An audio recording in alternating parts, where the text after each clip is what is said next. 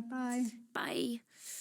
Negotiations gathering pace at the UN Climate Summit in Brazil. One idea that's emerged recently is whether we might be able to get free electricity from renewables. This is something Australia's exploring, and Professor Rob Gross is Director of the UK Energy Research Centre and can tell us more. Hi, Professor Gross. Hi, Rob.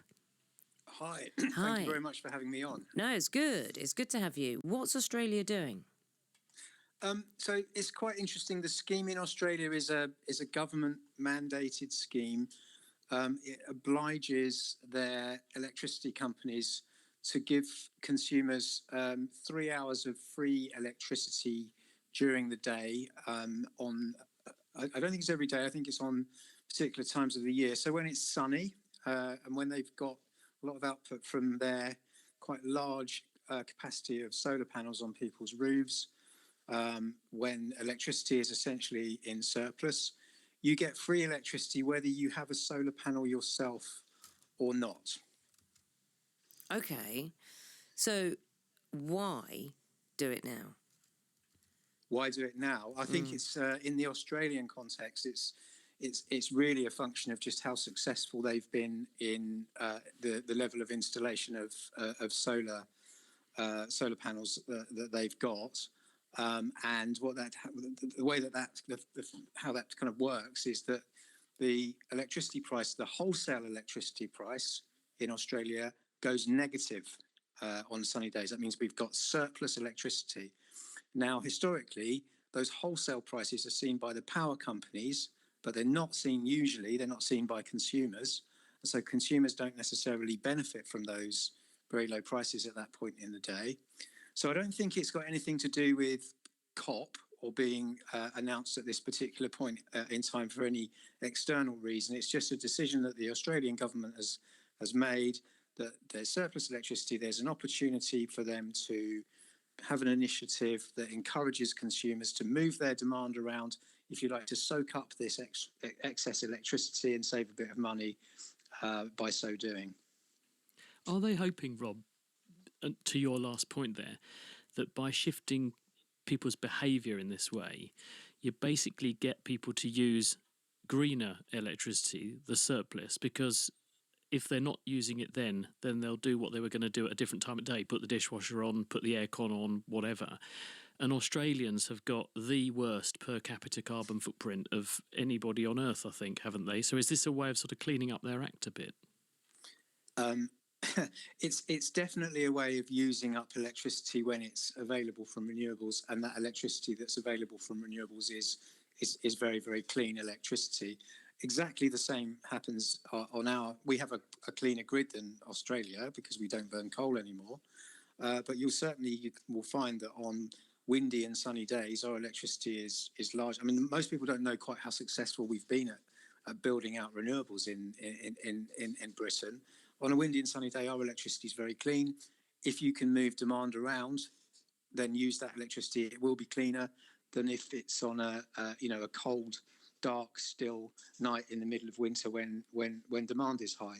So yeah, for sure, in the Australian context, if you can encourage people to move their demand around, they'll be able to use electricity when it's cleaner.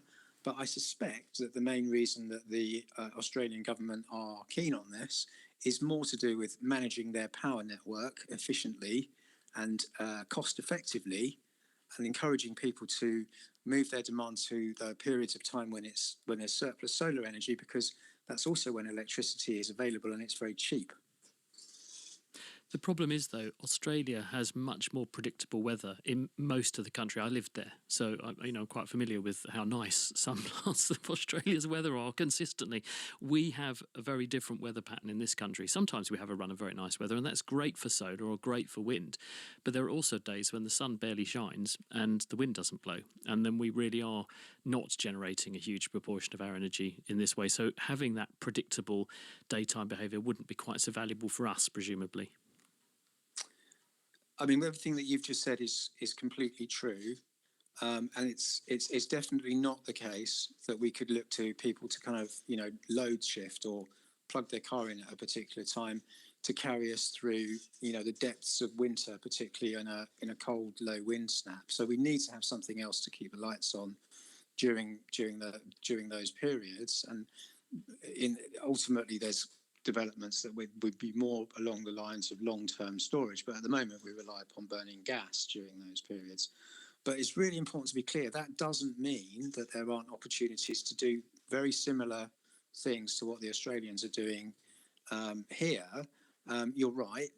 The wind is less predictable than the sunshine, and that it might be, very windy in the middle of the night. So people kind of leaping around, switching their stuff on and off manually is not the way that this would need to work. It needs to be very much automated. It needs to be easy for people to use.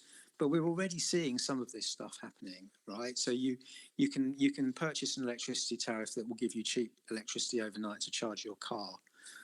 Some of the electricity companies are already giving free electricity on Sunday afternoons when demand is low. So I think you're right. We need to do both. We need to be able to manage those extended periods of low renewables output. But the more that we can do to help people to be more flexible in their use of electricity, the better it is for the energy system, and ultimately the more cost effective it is for consumers. When will you know it's worked? Like it's a tangible thing for other companies, other countries to follow suit? When will you know whether the Australian experiment Yes. has worked? Yeah. Well, I mean, pretty much you should be able to monitor whether or not customers are responding to this incentive and demand is moving around. So their system operator and their regulator should be able to start gathering that data straight away. Probably initially you might get a surge of response, and that might drop away a bit because people get sort of bored of things. So you need to monitor it out over a period of months, and I think that should give you a reasonable indication of how successful the scheme has been and how much uptake there's been. There's also quite a lot of evidence actually internationally, going back over quite a few decades, of various different types of time of day rebate, time of day pricing. Even in the UK context, going back to the old days of when lots of people had an economy 7 tariff for their electric storage heaters overnight. So there is a evidence base on how people respond to these things, and not everyone wants to and not everyone does, and that's fine. Okay. But what they need to be doing now is gathering the evidence as to how successful this is being. Professor Rob Gross, Director of UK Energy Research Centre. Thank you. Chris, thanks so much.